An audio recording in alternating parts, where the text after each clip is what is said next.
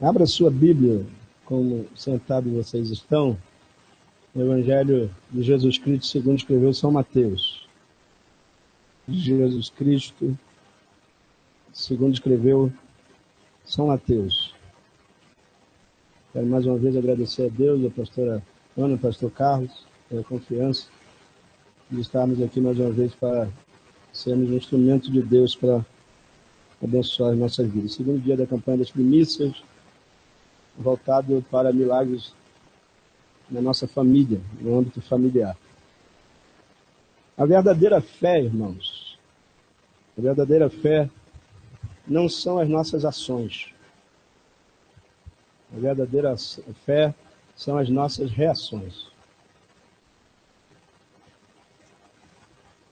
Já é um pouco difícil para a gente agir como Jesus agiu. Mas muito mais complexo é ter as reações que Jesus teve.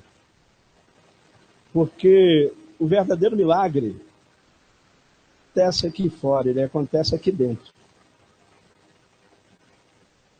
Eu costumo dizer que o problema não são o que fizeram conosco, as situações que a gente enfrenta, é como nós reagimos ao que está acontecendo, ao que fizeram. A reação que nós temos das situações que a gente vive, ela tem poder através das reações corretas. Eu quero acreditar que se nós entendermos o que o Espírito Santo de Deus falou conosco ontem, vai continuar falando nesses próximos 5 dias da campanha, e o Espírito Santo de Deus conseguir levar a cada um de nós a termos as reações corretas, eu quero declarar que nós vamos viver um ano de milagres.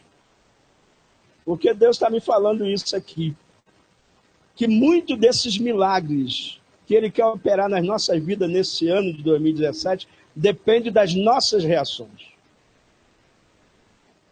E a gente precisa ter reações corretas. Por isso, se você fizer um estudo sobre como Jesus agia e como Jesus reagia, você vai chegar à conclusão que reagir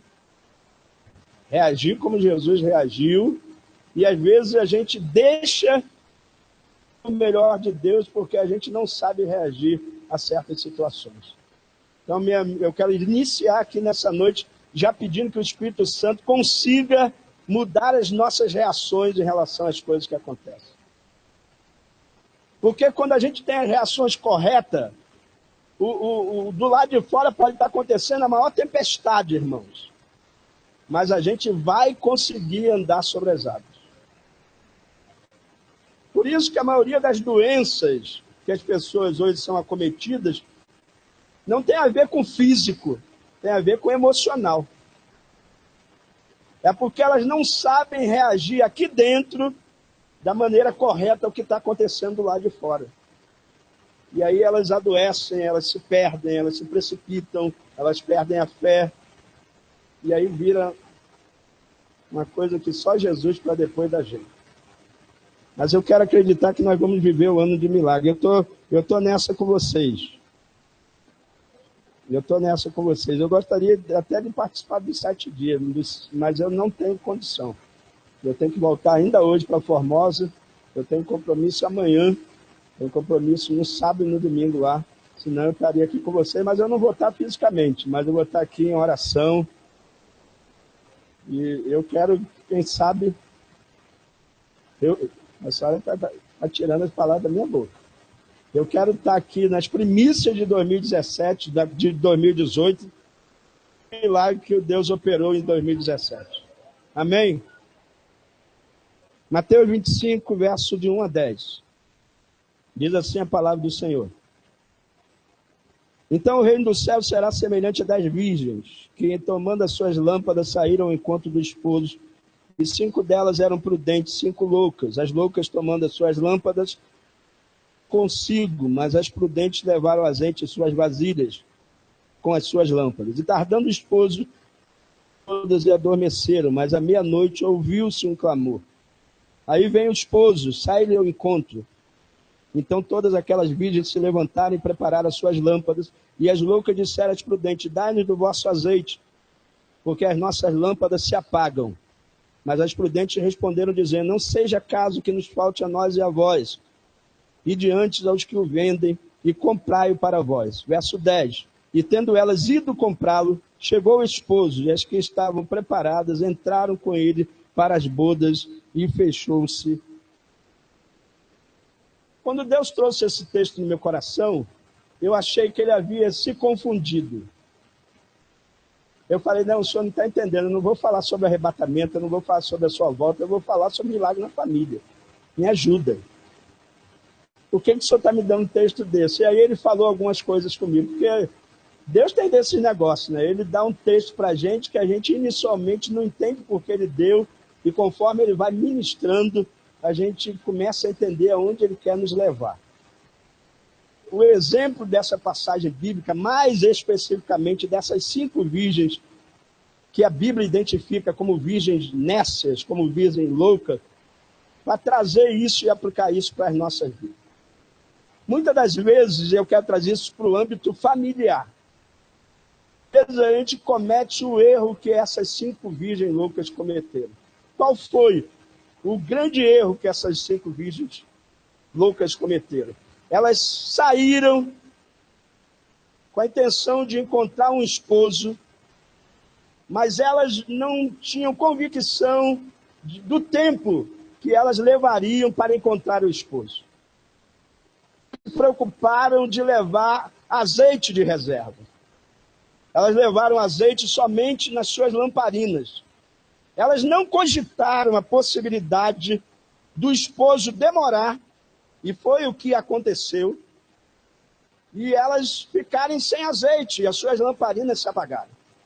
O texto diz que elas, quando acordam assustadas com aquele alvoroço, declarando que o esposo estava chegando, elas se despertam, e as loucas percebem que as suas lâmpadas estão se apagando.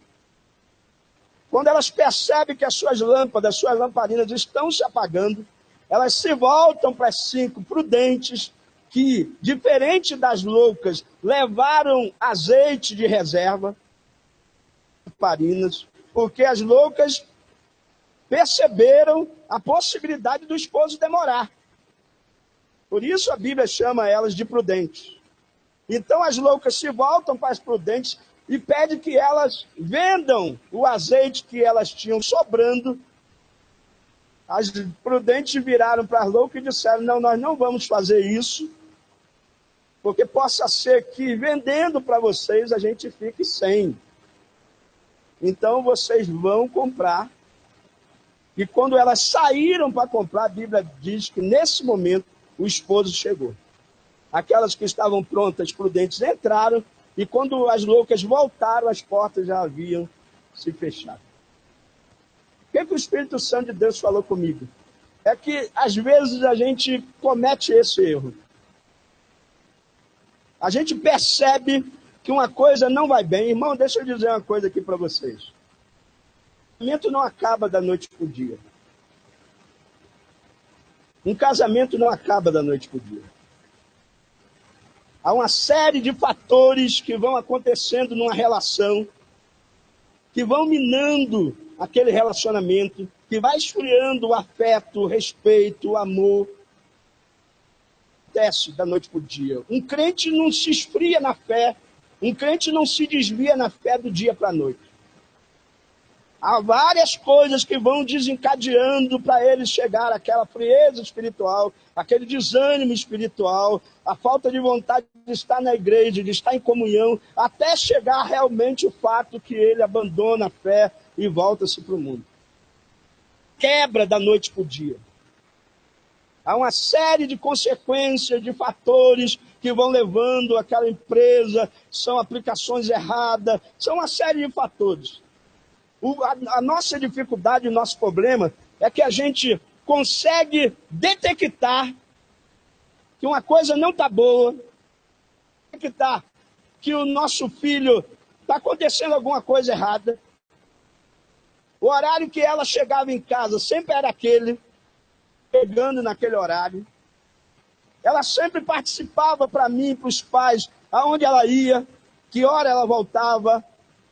Hoje ela não comunica mais isso, ela sai, não diz para onde foi, chega em horários que não eram normais dela chegar. Ou seja, a gente vai observando isso, a gente vai vendo o comportamento do marido que não é mais o mesmo.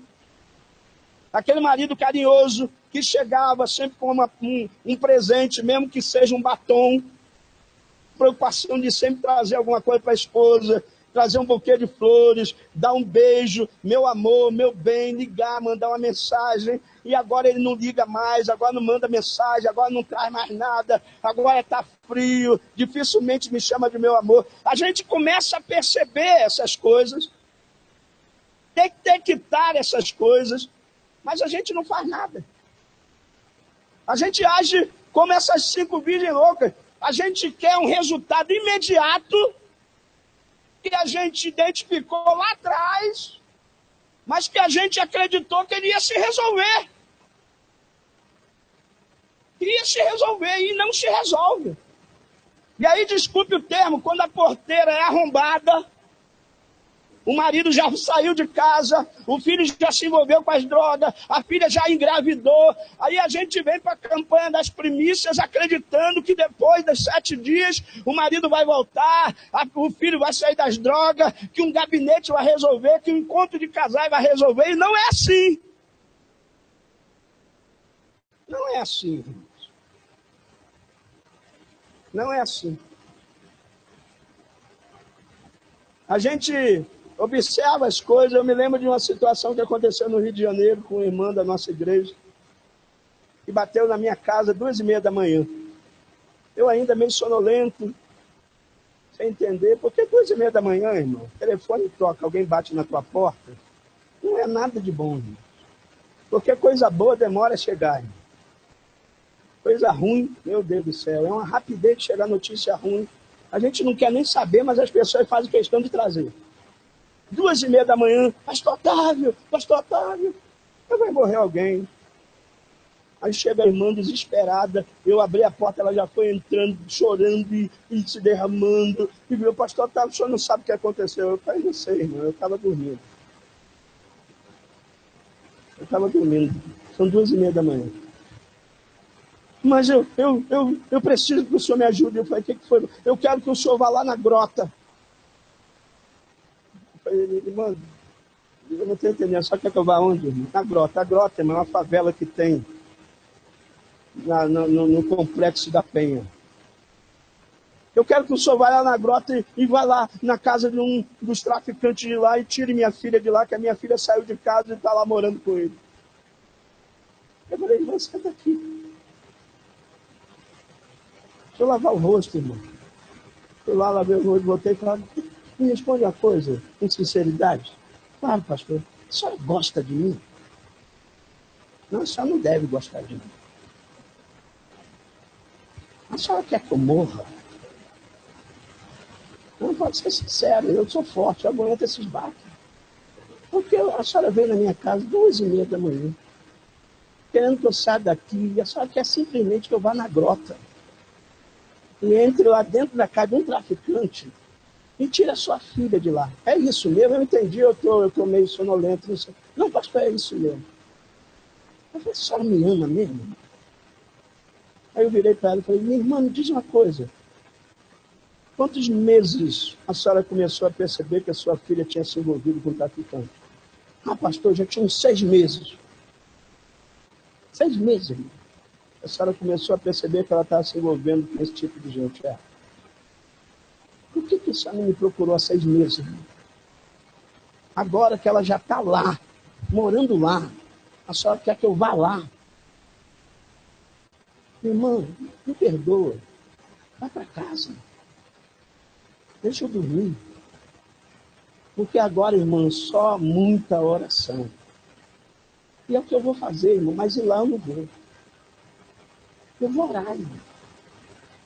E nós entramos na campanha de oração, irmão, com aquela mão. Vigília de oração, consagração, jejum, monte durante o dia.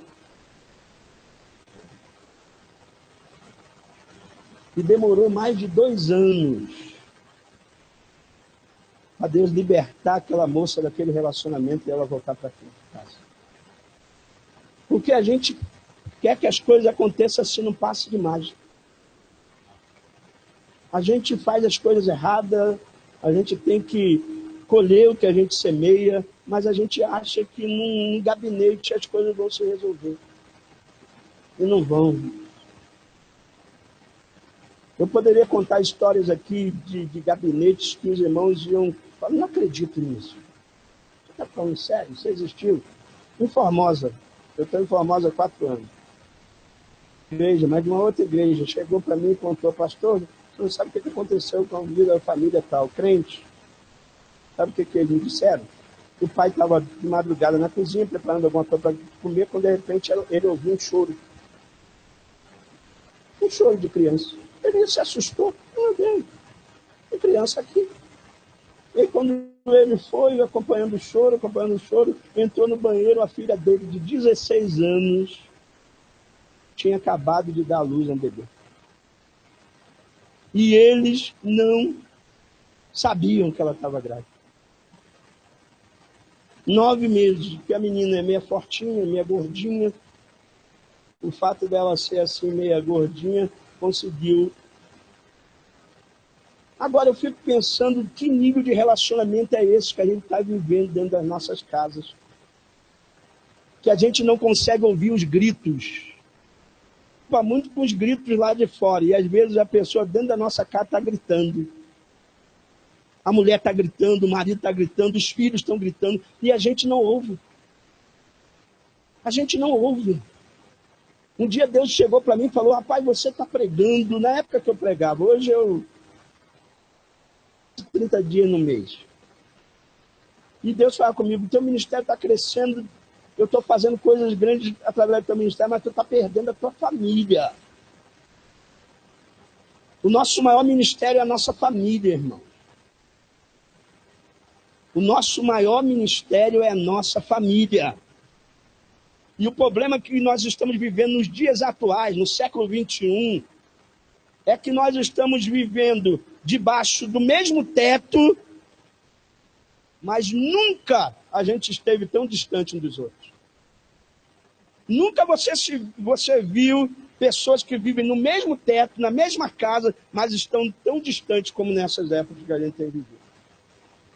A gente vai visitar certas famílias que a gente chega lá para reunir todo mundo, se for uma família de 5, 6 pessoas, é um sacrifício. Embora eles estejam todos em casa. Por quê? Porque está um dentro do quarto com tablet. Está o outro dentro do quarto com celular. Está o marido na sala vendo o futebol. E ninguém mais conversa, não tem mais diálogo. As pessoas não se conhecem dentro de casa. Idade, agora é tudo por internet. Até o beijinho agora é o bonequinho dando beijo. Não há mais abraço, não há mais o toque, não há mais o carinho, não há mais o olhar no olho, olho no olho. Não há mais isso, irmãos. As pessoas estão comendo, aí esse WhatsApp, não falo que é do inferno não, irmão. Ele é de Deus. A gente que às vezes empresta aí para o inferno. Mas aí a gente está comendo, aí o passarinho do WhatsApp começa a cantar e a gente... Qualquer dia vai errar, em vez de botar o garfo, vai botar o celular. Oi? Está na casa. E ele precisa estar na nossa casa, na nossa vida, para a gente identificar essas coisas. Eu fui na reunião de colégio do meu filho esse ano, que passou, 2016, eu estou lá no pátio, na sala onde meu filho estuda, aí chega uma mãe, virou para mim e falou, o senhor sabe onde é a sala do meu filho? Eu olhei para a cara dela assim, eu falei, eu não sei. Eu sei a sala do meu filho. Um dia eu estava atendendo uma mãe no gabinete e ela falando comigo, pastor Otávio, eu não aceito mais que a André namore o Marco. Eu falei para ela, não, irmão, mas ela não namora mais o Marco, ela já está namorando o Júlio. Ah, é. O Marco ela namorou ano passado, ela terminou. Eles estiveram aqui no gabinete comigo, estão namorando. Vocês acreditam nisso? A gente está vivendo isso, irmão, dentro das nossas casas. A gente não sabe mais quais são os gostos do nosso filho, o que ele gosta, qual é o nome dos melhores amigos dele, quais são os ambientes que ele frequenta. Porque a gente perdeu esse contato de afetividade, de sentar na mesa e fazer uma refeição junto, de fazer um devocional junto. A gente perdeu o hábito de entrar no quarto dos nossos filhos enquanto eles estão dormindo e a gente estender as mãos em direção a eles e os abençoar. A gente perdeu o hábito quando nossos filhos saem para o colégio, saem para o trabalho, para uma faculdade, antes dele irem, a gente fazer uma oração abençoando a vida dos nossos filhos. De ser sacerdote da nossa casa. E aí a gente começa a ver as coisas acontecendo, e descobre que o marido já tem outra família, que o filho já está envolvido na droga. Aí a gente quer um resultado imediato, como as virgens loucas quiseram. Um resultado imediato para um problema que elas haviam. Poderia acontecer. Talvez eu esteja pregando aqui para pessoas que já identificaram problemas no âmbito familiar. A pastora falou aqui da oração de nós orarmos por perdão na nossa família, por irmãos que não falam com irmãos. Há uns meses atrás, porque eu sou uma pessoa que eu respeito muito a individualidade dos meus filhos. Um dia a Kátia, minha esposa, tomara que ela não veja isso, ela entrou no WhatsApp da Andressa, e a Andressa veio, eu chamei a atenção dela. Eu falei, não, você quer entrar no WhatsApp, no Face dela? Pede a ela. E foi isso que eu fiz, Andressa. Abre o teu Face. Eu pedi para ela abrir, aí ela abriu. Quando eu vi o Face da Andressa, eu olhei assim, é isso mesmo? 7.800 amigos? Caraca, é muito amigo para uma menina só. 7.000, meu Deus, é tanto amigo. Aí eu fui lá e cliquei lá nos amigos e botei o nome assim, Daniel Lucas. Aí não apareceu Daniel Lucas no meio de 7.800 amigos da Andressa. Sabe quem é o Daniel Lucas? É o irmão dela. Aí eu olhei para ela assim, menina, você tem 7.800 amigos, desses 7.800 você não tem o seu próprio irmão? O que está acontecendo aqui em casa? E aí eu peguei Dona Andressa e peguei seu Daniel. E fui ter uma conversa com eles dois. E aí eles lavaram a roupa suja que precisavam lavar entre eles. Nós oramos, houve perdão, houve reconciliação, houve reconhecimento da parte dele que eles haviam cometido excessos um com o outro. E hoje você olha lá, a Andressa não tem mais 7.800 amigos, mas ela tem o Daniel Lucas lá.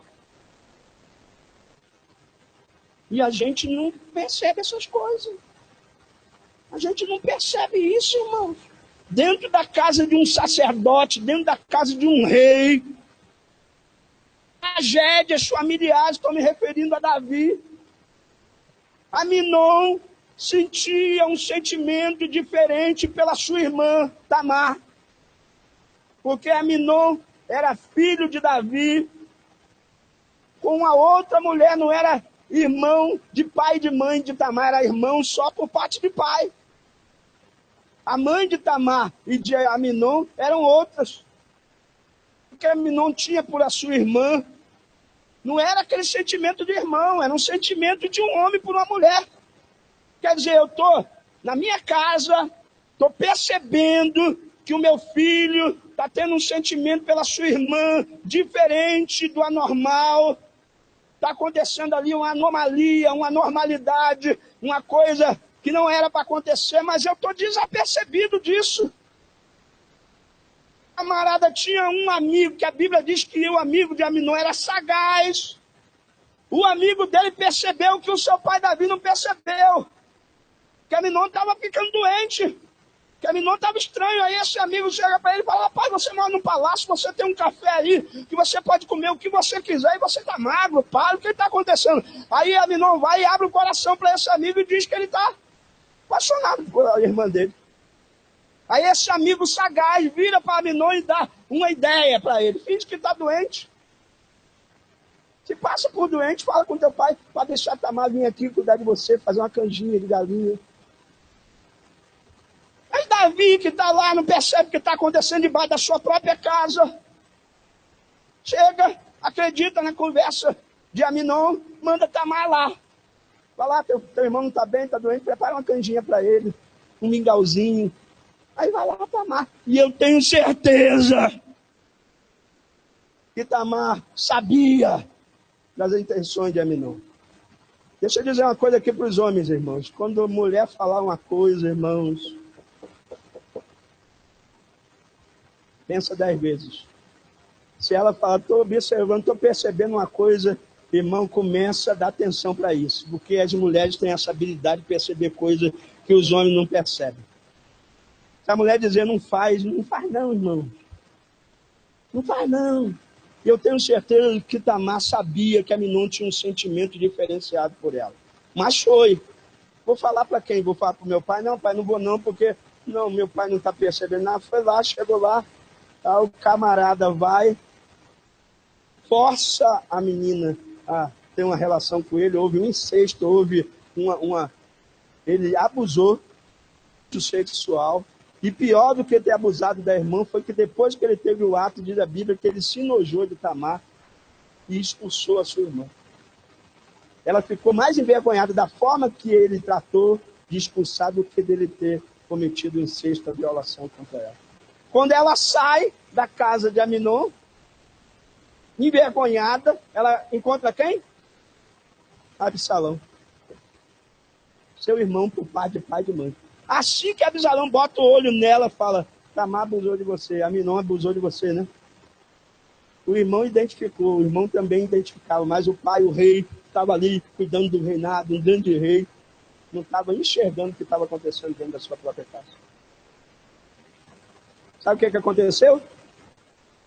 A Bíblia diz que depois daquele dia, Absalão tomou um ódio mortal por Aminon.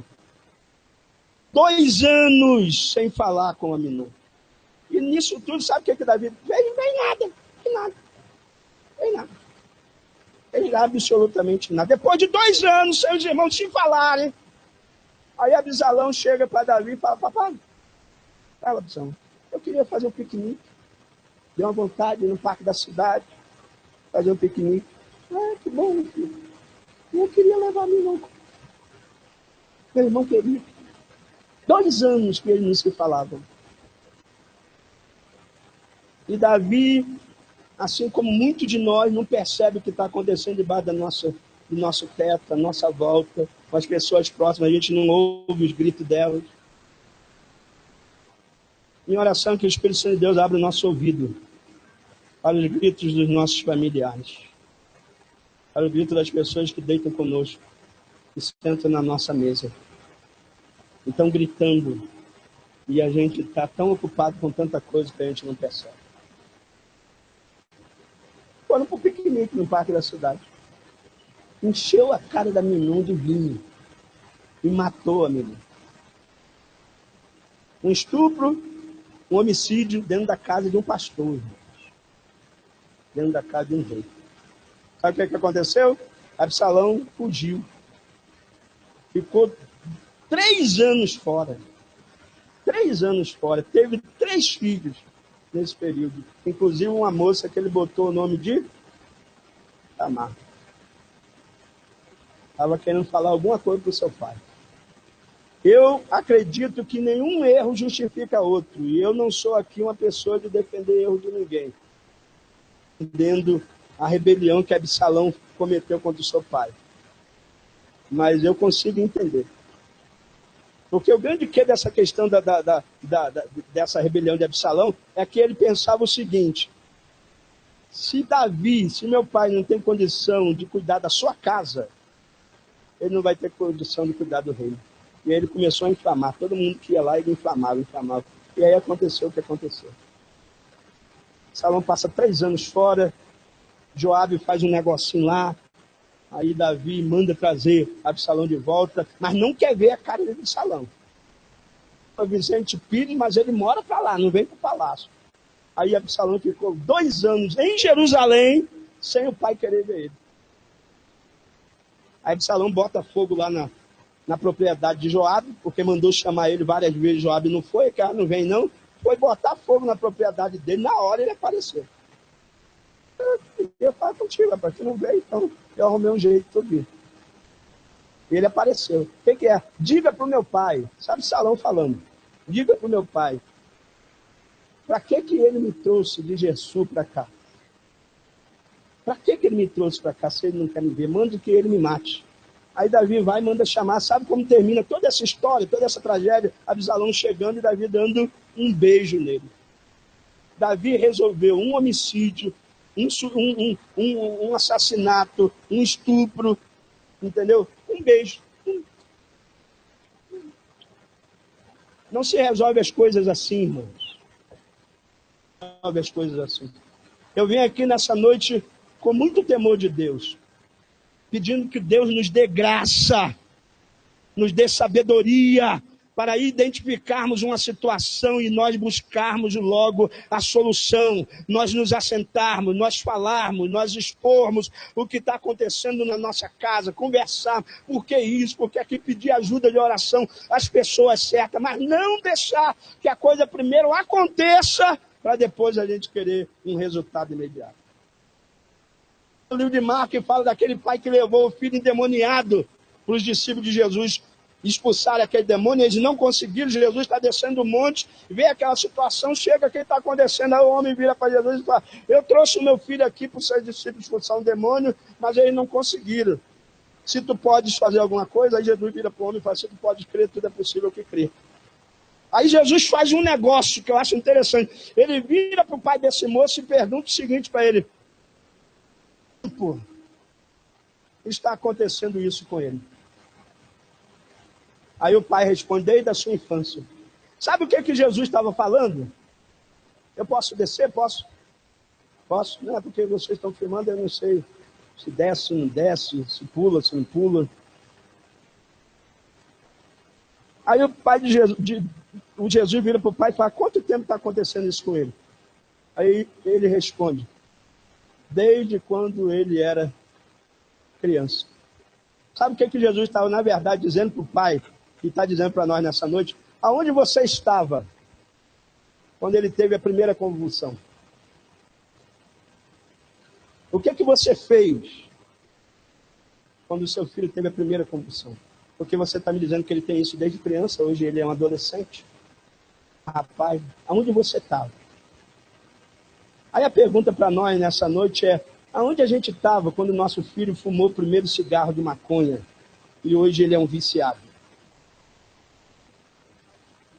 O que a gente fez quando a gente percebeu que o nosso marido não era mais aquele mesmo homem que sempre foi? Onde a gente estava? O que a gente fez? Qual foi a nossa atitude? Ou a gente ficou esperando que a coisa se resolvesse assim? O tempo resolve. Irmão, nem sempre o tempo resolve as coisas. Precisa das nossas atitudes, das nossas reações corretas. E a maioria de nós não temos tido reações corretas para resolver problemas no nosso âmbito familiar. Estará nessa noite debaixo do sangue de Jesus.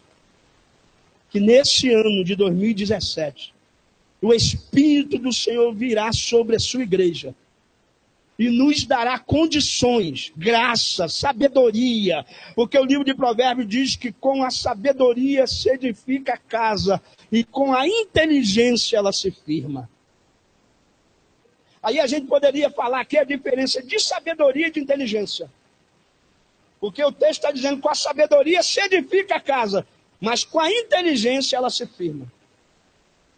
E eu quero declarar aqui nesse segundo dia de campanha das primícias, que nesse ano de 2017, Deus vai nos capacitar espiritualmente para que nós possamos ter reações corretas e com a graça de Deus, com a sabedoria de Deus, lidar com situações difíceis, complexas a nível familiar, mas que Deus vai nos iluminar, Deus vai nos encher de graça e nós vamos ver Deus operando milagre na vida familiar de cada um de nós. Mas eu quero dizer uma coisa que o Espírito Santo de Deus disse para mim, e aqui eu termino essa minha palavra.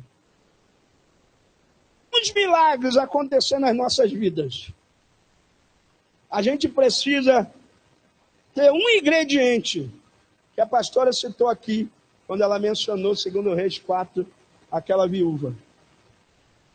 E chegou para o profeta, expôs a ele a situação, o marido morto, e os filhos sendo ameaçados de ser levados como escravos. Ela não tinha como pagar a dívida. Aí o profeta perguntou para ela, o que tu tens em casa? A resposta da viúva é o ingrediente para o nosso milagre. Os irmãos sabem qual foi a resposta da viúva? Eu não tenho nada a não ser. Isso aqui, irmãos, que a gente às vezes se perde. Isso diz, eu não tenho nada a não ser uma botija de azeite. O texto não diz, eu tenho uma botija com azeite. Se o texto estivesse dizendo que ela disse que eu tenho uma botija com azeite, eu ia entender que ela estava dizendo que ela tinha um resto de azeite em casa. Mas ela disse, eu tenho uma botija de azeite. Eu entendo que o Espírito Santo de Deus falou comigo e que ela estava dizendo o seguinte, olha, profeta, o negócio está ruim, estou quebrada, estou desesperada, acabei de separar meu marido, estou sentindo uma dor que eu nunca senti, meus filhos estão para ser levados, o negócio está feio, a pancada está caindo no meu lombo, está tudo dando errado, mas no meio de tanta tribulação, de tanta dificuldade, eu consegui guardar, conservar uma botija de azeite. O que ela estava dizendo é o seguinte, no meio de tanta tragédia, eu não perdi o meu contato com Deus, eu continuo orando, eu continuo lendo a Bíblia, eu continuo tendo fé, eu continuo me relacionando com Deus, eu continuo me consagrando, eu perdi várias coisas, mas a minha comunhão com Deus eu não perdi. Botija de azeite se refere a isso, a intimidade, a comunhão. O meu e o seu ingrediente para o milagre na nossa vida familiar passa pelo relacionamento que nós vamos ter com Deus. Eu não sei o que você está passando, mas você não pode perder o seu contato com Deus. É esse o ingrediente que Deus vai usar para operar um milagre a seu favor.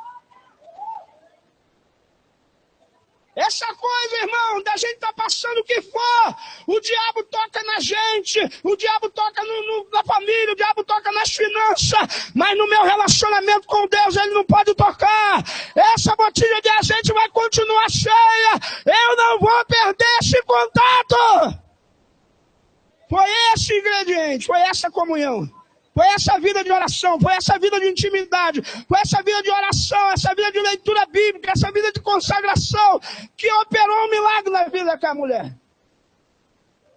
Porque foi aquela botija de azeite que Deus usou para transformar ela numa microempresária da época, sem precisar fazer curso no Sebrae.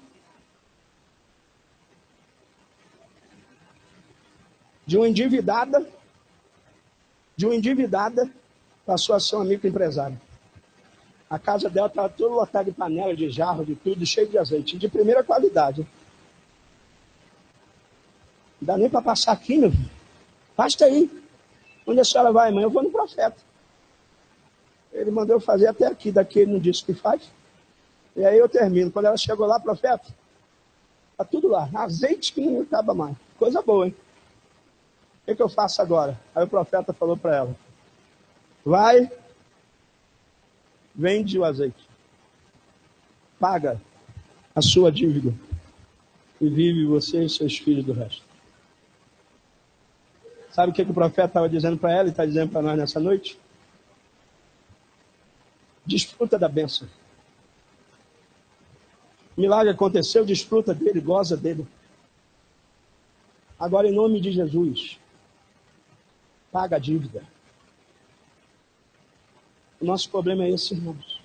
A gente está numa pinimba, uma luta, seja familiar, seja em que área for, a gente busca oração, pede oração, vem para a campanha, pede oração, pastor, a gente ora, aí Deus vai e abre a porta. Abre a porta. Mas nesse período de até Deus abrir a porta, a gente pegou cheque emprestado. Um açougue, comprou 200 quilos de carne, fiado. Aí Deus abre a porta, a gente está bem, bom salário. Vai lá, irmão, no açougue. Vai lá pagar as carnes que tu comeu. Vai lá pagar o cheque que voltou e você deixou lá na mão do irmão e não quer nem saber, paga a dívida. Talvez pagar a dívida é pedir perdão. Talvez pagar a dívida é ir lá e falar, me perdoe, eu fiz uma coisa errada, eu cometi uma injustiça com você. Paga a dívida. Porque as pessoas querem desfrutar da bênção, querem viver do resto, mas sem pagar a dívida não tem como viver do resto, irmão.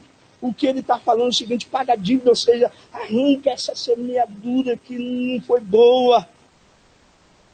E uma nova semeadura, e aí você vai poder desfrutar do resto, aí você vai poder viver na plenitude daquilo que Deus tem para você. Deus quer fazer algo novo na nossa casa, na nossa família. Nós somos sacerdotes, nós precisamos ter atitude de sacerdote, nós precisamos ter atitude de homens e mulheres de Deus. Irmão, Jesus precisa ser a prioridade na nossa vida. Não adianta a gente conquistar coisas, não adianta a gente ter sucesso a nível espiritual, ministerial, se Jesus não for a nossa prioridade. O Salomão no Salmo 127, ele diz, se o Senhor não edificar a casa, ele não está falando de tijolo, de argamassa, ele está falando de relacionamentos também. Se o Senhor não edificar esse relacionamento, esse casamento, você pode fazer o que for, você pode dar a melhor vida financeira para sua família, não vai adiantar nada. O verso 2 diz, inútil vos será qualquer esforço nosso que nós façamos em qualquer área da nossa vida, se Deus não for a prioridade, vai ser inútil. Mas se Deus for a prioridade, se Deus estiver no nosso casamento, se Deus estiver na nossa casa, pode até faltar vinho em alguns momentos, mas Ele estando lá, o milagre vai acontecer. Eu acho interessante que Jesus, no seu primeiro milagre, ele não ressuscitou morto. Ele não levantou paralítico. Eu fico imaginando o primeiro milagre, holofote, no meio da praça, uma multidão, quero todo mundo as atenções voltadas para mim. Não, o primeiro milagre, poucas pessoas perceberam. Foi numa festa de casamento, onde com certeza ia acontecer entre aquele casal o primeiro desentendimento. Faltou vinho, mas você é um pão duro mesmo. No dia do nosso casamento, você vai querer economizar? Não. Jesus evitou, irmãos, uma primeira briga de um casamento. Jesus salvou a reputação dos noivos. A importância que Jesus dá para coisas simples. Deus quer mudar nossas vidas. Não deixe acontecer as coisas, você fazendo vista grossa. Não, está tudo bem, não. Nessa noite, se o Espírito Santo de Deus está falando com você, e você tem identificado alguma coisa no âmbito familiar, e você está vendo que está sendo desviado do foco, nessa noite, se posicione. Peça sabedoria a Deus. Vai em busca disso que está perdido dentro da sua casa. Porque pior do que viver com coisas perdidas, é viver com coisas perdidas dentro de casa. O Espírito Santo de Deus nos ilumine. O Espírito Santo de Deus nos dê graça. O Espírito Santo de Deus nos ajude a ter as reações corretas, para que ao sair daqui, a gente vá em busca disso que está perdido, e a gente recupere o que a gente está perdido dentro da nossa casa. Eu quero orar com você, eu quero orar por você. Fique de pé comigo.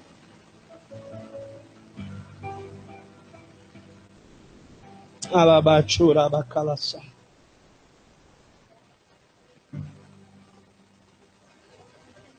Eu estava numa reunião nossa familiar que nós fazemos todo domingo. Conversa sobre as coisas, ora, ouve. Fazemos as nossas queixas entre nós, aquilo que fizemos ao longo da semana e não gostamos. Coisa nossa mesmo. E numa dessas conversas, o meu filho do meio, Daniel, virou para mim e falou assim, pai, você pode falar, Daniel. Ele virou para mim e falou assim, o senhor sabe que tem algumas coisas que a gente não está desfrutando por sua causa. Eu falei, eu sei. Tem algumas coisas que a gente já poderia estar vivendo e não estamos por erros seus. Eu falei, eu sei.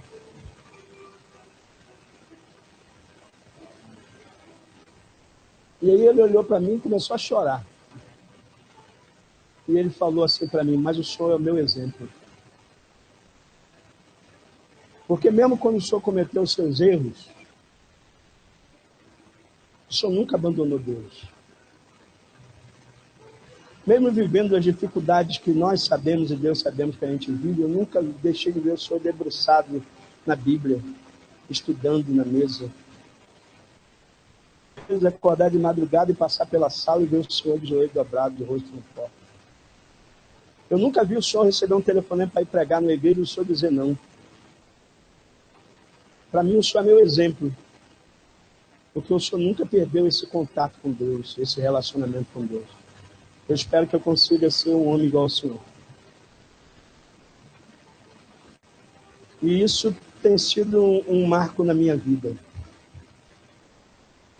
Eu tenho conseguido superar todas as situações das mais diversas e contrárias. Mas eu não tenho deixado que isso atinja meu relacionamento com Deus. Porque eu entendo que é esse relacionamento, esse ingrediente, que vai operar um milagre na minha vida. Eu quero orar por vocês nessa noite.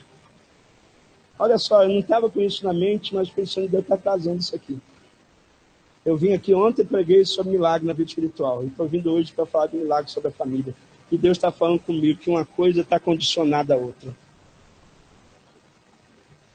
A nossa vida com Deus, a nossa vida espiritual, ela vai manifestar milagre na nossa vida familiar.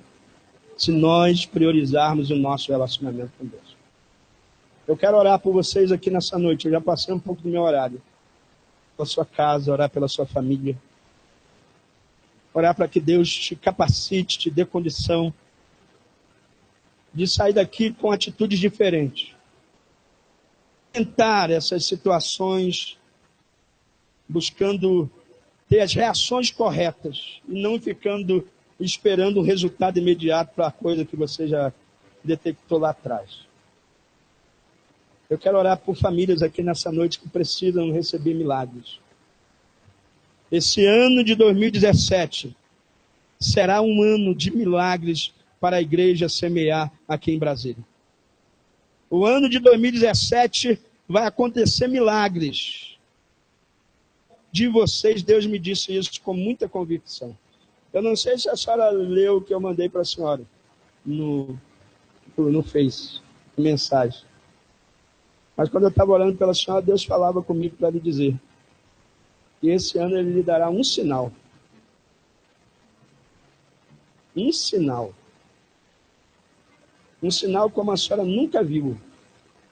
E um sinal que imediatamente quando ele acontecer, a senhora vai identificar como uma resposta de Deus para o seu ministério. Esse ano é ano de milagre para o Ministério Semear. Está vindo um novo tempo de Deus para esse lugar. Eu quero orar por você que precisa de uma oração pela sua casa, pela sua família. Eu quero abençoar você, eu quero concordar com esse milagre. Eu quero orar para que você conserve essa botija de azeite. Conserve essa botija de azeite. Que você não menospreze essa coisa da comunhão, da intimidade, da vida de oração, de compartilhar isso com a sua casa, de assentar na mesa, de fazer o seu devocional, de orar pelos seus filhos, de orar pelo seu casamento, de orar junto com a sua esposa. No seu quarto, sentado na sua cama, os dois de mão dada, concordando com aquilo que vocês estão apresentando a Deus, se perdoando, conversando, falando das coisas que magoaram, das coisas que ainda não estão bem resolvidas e precisam ser resolvidas. Essas coisas, irmãos, só com a ajuda do Espírito Santo. Se você quiser sair do seu lugar, eu quero orar por você, pela sua família. E se você estiver acompanhado da sua família, esposa ou filhos, eu gostaria que você viesse com eles, com elas. Não venha sozinho se você tiver algum parente seu aqui. E venha junto com ele, venha junto com ela. Se tiver irmãos, venham junto, irmãos. Não venha sozinho.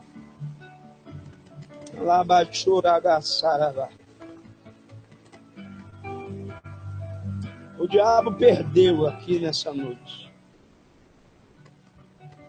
O diabo perdeu de novo. Perdeu de novo. É machuragaçarabá. Vocês não têm ideia de como as famílias estão sendo atingidas. Mas nessa noite, a Igreja Cristã Semear, através dessa campanha das primícias, está demonstrando a sua preocupação com as famílias dessa igreja. E está em oração pela sua casa, em oração pelo seu casamento, pela vida dos seus filhos. Mas eu quero te dizer que é você o sacerdote da sua casa. Pastora Ana, pastor Carlos são os pastores de vocês. Mas você é o sacerdote da sua família. Você tem que ter atitude, você tem que ter reações corretas, você precisa se posicionar, você precisa identificar uma situação, você precisa buscar logo direção de Deus, sabedoria de Deus, para saber o que Deus quer que você faça acerca disso, como faz, de que forma faço, Deus, como eu entro para fazer isso, de que forma eu falo com ela ou com ele, me ajuda, Senhor, e Deus vai te iluminar, Deus vai te capacitar, Deus vai te ungir, e você vai receber de Deus condições, situações sendo sanadas, resolvidas, e você vai viver uma vida abundante no âmbito familiar. Aqui estão as famílias da tua casa, aqui estão os casais, os filhos, e nós nesse segundo dia da campanha das primícias queremos concordar com os milagres na vida dessas famílias, Senhor. Estratégias, sabedoria, Senhor, graça, unção, revelação da tua vontade, Senhor. Converte nessa noite o coração do esposo à esposa.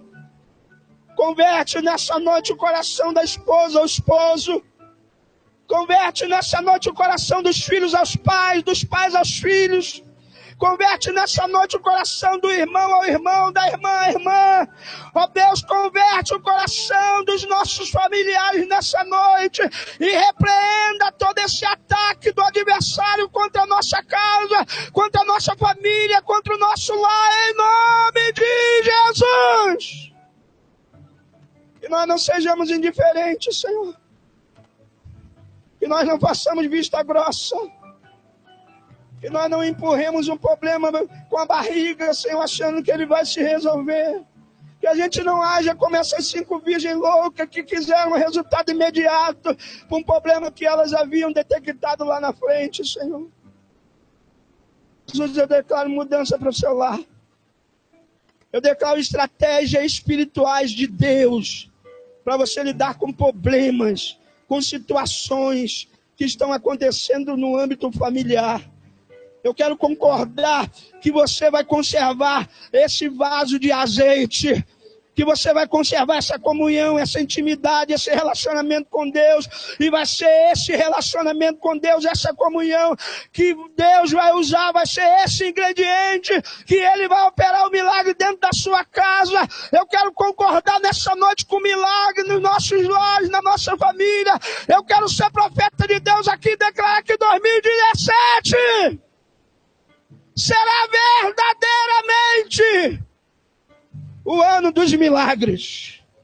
O ano dos milagres. Salvação vai entrar. Libertação vai entrar. Restauração vai entrar dentro das nossas casas. União, unção, graça. Aquele lugar que hoje não é um lar. Transformar em um lar. Aquele lugar que talvez você não tem prazer de chegar, não vê a hora de estar em casa, talvez você prefira ficar na rua, fazendo hora na rua. Você vai desejar chegar em casa. A tua casa vai ser o seu porto seguro, vai ser o seu ninho. A tua família, a tua esposa, o teu marido, os teus filhos vão ser o teu ninho. Deus vai fazer algo novo nas nossas famílias.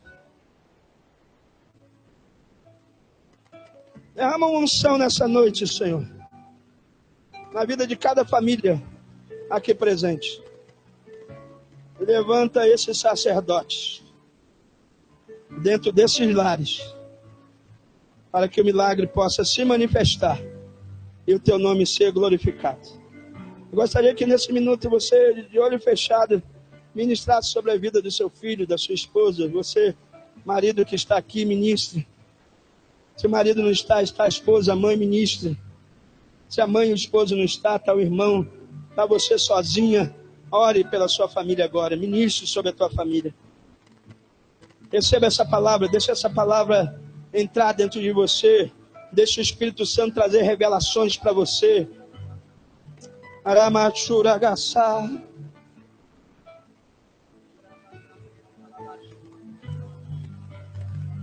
Aramachurabacabassá.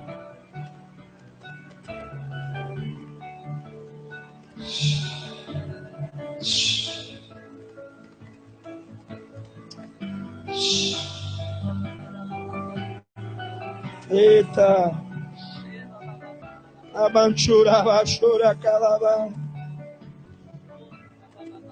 Eita, comportamentos vão mudar aqui. Reações corretas. Atitudes. Oh Deus, obrigado pelo que o Senhor está falando aqui comigo, que está fazendo. Obrigado, Senhor. Famílias estão sendo restauradas, relacionamentos estão sendo restaurados, Senhor. Famílias que não tinham o hábito de orar, famílias que não tinham o hábito, Senhor, de fazer algumas coisas que o Teu Espírito orientava, Senhor. Era esquecido, caía no esquecimento. Deus está me dizendo que esse ano será o ano de milagre nas famílias. Esse ano as famílias aqui da Semear vão experimentar algo novo dentro dos seus lares. Deus está falando aqui forte comigo. As famílias desse ministério vão experimentar algo novo da parte de Deus dentro dos seus relacionamentos familiares. Aleluia! Obrigado, aleluia! Aleluia, Jesus!